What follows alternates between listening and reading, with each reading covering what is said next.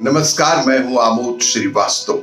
Amazing thought, amazing message, amazing information की दिशा में आज एक कदम और आगे।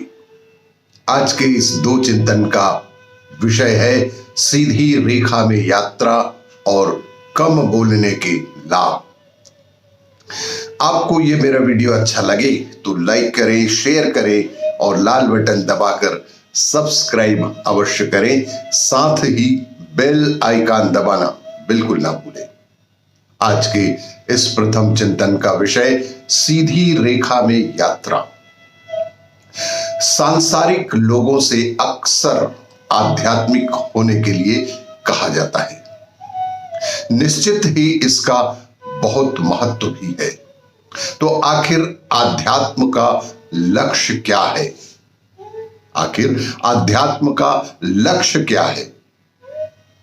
कहते हैं आपका शरीर और मन आप पर हुकूमत चलाए, इस स्थिति से मुक्त होकर उनका उपयोग करते हुए क्या आपको लक्ष्य पर नहीं पहुंचना है?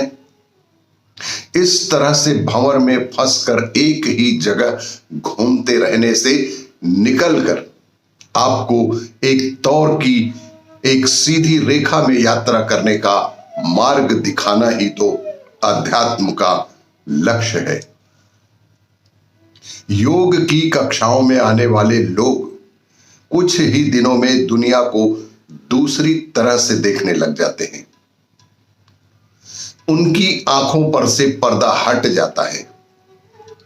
इतने वर्षों से जिन चीजों को देखते आ रहे थे वही चीज अब उन्हें नई दिखाई देने लगती है। बाहर से आप जिसे भी बदलें, जितना भी बदलें, वह असली परिवर्तन नहीं होगा। जिंदगी को जागरूकता के साथ जी कर देखें तो हर पल आप जोश के साथ रहेंगे। एक बार ध्यान का अनुभव कर लेने पर परिवर्तन आपके अंदर घटित होगा और आपको महसूस भी होगा। वहां पर जो बोरियत है वह उड़ जाएगी। कुछ लोग कहते हैं सामान्यतः हर इंसान के लिए एक अलग आयाम सिखाने के लिए नहीं होता है, लेकिन यदि कोई सच्चा साधक मिले तो ऐसा संभव भी है। उसे परिचित ऐसे आयाम से जिसे देखकर हैरान हो सोचने लग जाएंगे कि किस स्थान पर हमें पहुंचना था और हम सीधी रेखा की यात्रा से किस स्थान पर पहुंच गए। आज के इस दूसरे चिंतन का विषय कम बोलने के लाभ। सामान्यतः अधिकांश के जीवन में व्यक्तिगत व सार्वजनिक संबंधों में तनाव की स्थिति बनती रहती है। कहते हैं इस घर्षण को कम करने के लिए एक आसान सी चीज आप कर ही सकते हैं। बस आप पूरे एक दिन में, एक घंटे में या एक मिनट में जो कुछ भी बोलते हैं उसे 50% तक कम कर दें। आप देखेंगे आपकी समस्याएं कम हो रही हैं। उसकी वजह सिर्फ इतनी है कि अब आप उतनी बकबक नहीं करते और जितनी आप पहले किया करते थे। और हम लोग लगातार आपको समझाने की कोशिश कर रहे हैं कि आप जो कुछ भी देखें, चाहे स्त्री हो या पुरुष, गाय हो या गधा, आप हर एक को नमस्कार करें। आप अपने भीतर यह बदलाव सिर्फ दिखाने के लिए ना लाएं, बल्कि अंतर आत्मा से अपने आप में परिवर्तन लाने का प्रयास करें। बल्कि सही मायने में एक गधे के सामने भी झुकना सीखें। घर्षण भी दो तरह के होते हैं।